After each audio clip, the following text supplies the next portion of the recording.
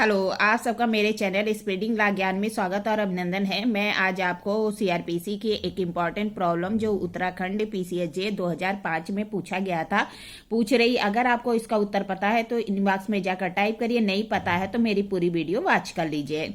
मुख्य न्यायिक मजिस्ट्रेट ने मोहन को चोरी के आरोप में संक्षिप्त विचारण करने के पश्चात 6 माह का सशस्त्र कारावास का दंड देता है।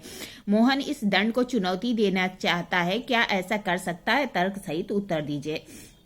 क्या कह रहा है कि मुख्य न्यायिक मजिस्ट्रेट सीजीएम ने मोहन को चोरी के आरोप में संक्षिप्त विचारण करने के पश्चात 6 माह का सशस्त्र कारावास का दंड देता है। मोहन इस दंड को चुनौती देना चाहता है, तो क्या ऐसा कर सकता है? आइए देखिए प्रॉब्लम का सॉल्यूशन। क्या कह रहा है? प्रस्तुत समस्या सीआरपीसी की धारा जो 262 है के उपबंधों पर आधारित है। क्या कह रहा है कि जो ये समस्या है सीआरपीसी की धारा 262 के उपबंधों पर आधारित है। 262 में संक्षिप्त विचारण की प्रक्रिया और दंड का उपबंध किया गया है। 262 किसके बारे में है? तो कह रहा है संक्षिप्त विचारण समरी ट्रायल के तथा उसके पनिशमेंट के का उपबंध किया गया है। 262 में संक्षिप्त विचारण की प्रक्रिया है। उपधारा 1 कहती है कि संक्षिप्त विचारण में विचारण की प्रक्रिया सम्मन मामले की विचारण की प्रक्रिया अपनाई जाएगी।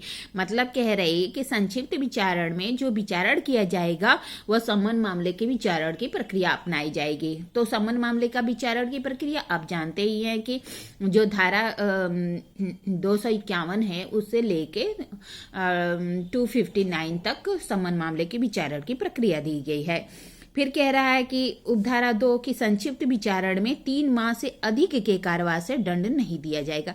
मतलब क्या कह रहा है कि संक्षिप्त विचारण में क्या किया जाएगा? 3 माह से अधिक का दंड नहीं दिया जाएगा। प्रस्तुत समस्या में सीजीएम ने चोरी के मामले में 6 माह का सशस्त्र कारावास का दंड दिया, जबकि 262 की उपधारा 2 के अनुसार समरी ट्रायल में पनिशमेंट अधिकतम 3 माह की दी जा सकती है।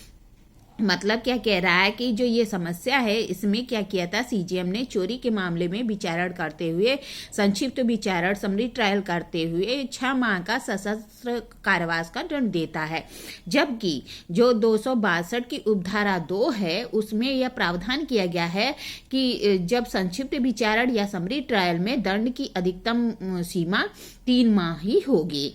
एक केस आई थी नवालाल शंकर बनाम गुजरात राज्य 1969 की क्रिमिनल लॉ जनरल की। क्या केस थी? नवालाल शंकर बनाम गुजरात राज्य 1969 की क्रिमिनल लॉ जनरल में न्यायालय ने यह निर्धारित किया कि संक्षिप्त विचारण के मामले में कारावास के दंड की अधिकतम परिसीमा नियत है। क्या किया था? न्यायालय ने अब निर्धारित किया है कि जो संक्षिप्त विचारण है इसके मामले में दंड की जो अधिकतम सीमा है वो नियत है। दंड 3 माह से अधिक नहीं किया जा सकता। यदि इस सीमा से अधिक दंड दिया जाता है तो वह अवैध होगा। क्या कह रहा है कि नाना लाल शंकर बनाम गुजरात राज्य के मामले में 1969 नाना लाल शंकर बनाम गुजरात राज्य 1969 क्रिमिनल लॉ जनरल में न्यायालय ने अब निर्धारित किया कि संक्षिप्त विचारण के मामले में दंड की जो अधिकतम परिसीमा है वह नियत है। अगर 3 माह से अधिक का दंड नहीं दिया जा सकता, अगर दिया जाता है 3 माह से अधिक का दंड, तो वह दंड क्या होगा? अवैध होगा। मतलब क्या था कि इस मामले में क्या किया था, सीजीएम ने मोहन को चोरी के आरोप में संक्षिप्त विचारण करने के पश्चात 6 माह का कारावास का दंड दिया था। और मोहन क्या करता है? निर्णय को चुनौती देना चाहता है, तो वह निर्णय को चुनौती दे सकता है।